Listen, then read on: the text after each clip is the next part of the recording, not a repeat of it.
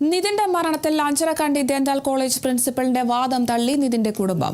Mobile phone പ്രിൻസിപ്പലിന്റെ മുറിയിൽ വെച്ച് നിതിൻ ഒരിക്കലും പോകില്ല. ഫോൺ അവർ വാങ്ങിവെച്ചതാകും. പ്രിൻസിപ്പലിന്റെ മുറിയിൽ നടന്നത് എന്താണെന്ന് പറയണം. ഒരാൾ പോലും വിളിച്ചില്ല എന്നും സഹോദരി പറഞ്ഞു.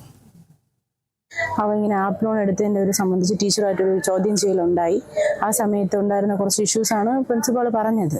ആ പ്രിൻസിപ്പാൾ അതിൽ പറയുന്നതിൽ തന്നെ കുറേ കാര്യങ്ങൾ നമുക്ക് ക്ലിയർ അല്ല. ഒന്നാമത്തെ കാര്യം, പുള്ളി പറഞ്ഞത് അവൻ ഫോൺ അവിടെ വെച്ചിട്ട് പോയെന്ന് പറയുന്നുണ്ട്. ഒരിക്കലും അവൻ അങ്ങനെ ഫോൺ അവിടെ വെച്ചിട്ട് പോകത്തില്ല. അവന് ഫോൺ അവൻ്റെ കയ്യിൽ നിന്ന് അവർ പിടിച്ചു വാങ്ങിച്ച് വെച്ചതായിരിക്കാം. അത് തന്നെയാണ് 100% ഉള്ളത്. അവിടെ നല്ല രീതിക്ക് അവന് മെൻ്റലി ഹാരാസ്മെൻറ്റ് അവിടെ കിട്ടിയിട്ടുണ്ടായിരിക്കും.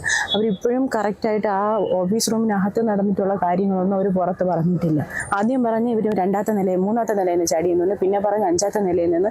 ഇപ്പോൾ പറയണമെന്ന് വെച്ച് കഴിഞ്ഞാൽ കോളേജിൻ്റെ മേലോട്ടുള്ള നിലയിൽ കയറാൻ പറ്റത്തില്ല, ബാക്കി ഒരു പോർഷനിൽ നിന്നാണ് അവൻ ചാടിയെന്ന് പറയുന്നത്. ചാടിയ ഭാഗത്ത് ഈ വെട്ടുകല്ല് നിരത്തിയിരിക്കുന്ന ഭാഗത്താണ് അവൻ ചാടിയേക്കുന്നത്.